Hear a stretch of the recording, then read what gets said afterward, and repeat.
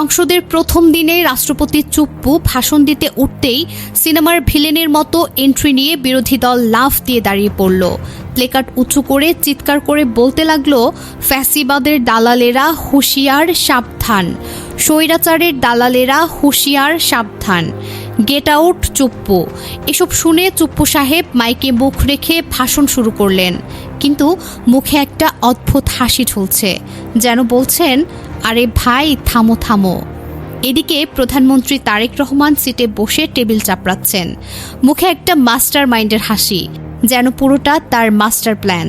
প্রধানমন্ত্রীর প্ল্যানটা ছিল এরকম, চুপ্পুকে রেখে দাও সংবিধানের দোহাই দিয়ে শূন্যতা এড়াতে, তাকে দিয়ে ভাষণ দাও, তাতে আওয়ামী লীগকে ফ্যাসিস্ট বলাও, দুর্নীতিতে চ্যাম্পিয়ন বলাও, জুলাই বিপ্লবের গুণগান গাওয়াও।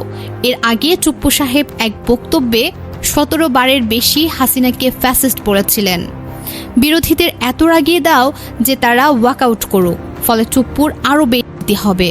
ফলাফল, আওয়ামী লীগের কালো অধ্যায় সরকারি রেকর্ড হয়ে গেল রাষ্ট্রপতির মুখ থেকে।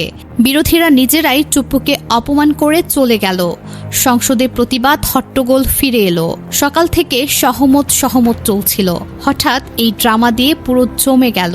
তারেক রহমানের বুদ্ধি দেখে সবাই বলছে, এটা তো চেসের গ্র্যান্ড মাস্টার লেভেল।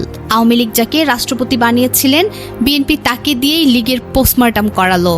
এটা তো আলটিমেট রিভেঞ্জ। অনেকে বলছে এটা চুপ্পুর জন্য ডাবল অপমান।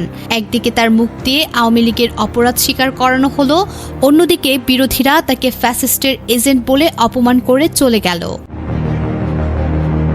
এদিকে সংসদে রাষ্ট্রপতি তার ভাষণে শহীদ প্রেসিডেন্ট জিয়াউর রহমানকে স্বাধীনতার ঘোষক হিসেবে উল্লেখ করেন এবং বাংলাদেশ জিন্দাবাদ বলে বক্তব্য শেষ করেন। ওই সময় সংসদ নেতা ও প্রধানমন্ত্রী তারেক রহমান সহ সরকারি দলের সদস্যরা টেবিল চাপড়ে তার বক্তব্যকে স্বাগত জানান। রাষ্ট্রপতি তার ভাষণে 16 পৃষ্ঠার পুস্তিকা থেকে পাঠ করেন। রাষ্ট্রপতির মতে 2001 সালের জুনে আওয়ামী লীগ সরকার ক্ষমতা ছাড়ার সময় বাংলাদেশকে দুর্নীতিতে চ্যাম্পিয়ন অবস্থায় রেখে যায়।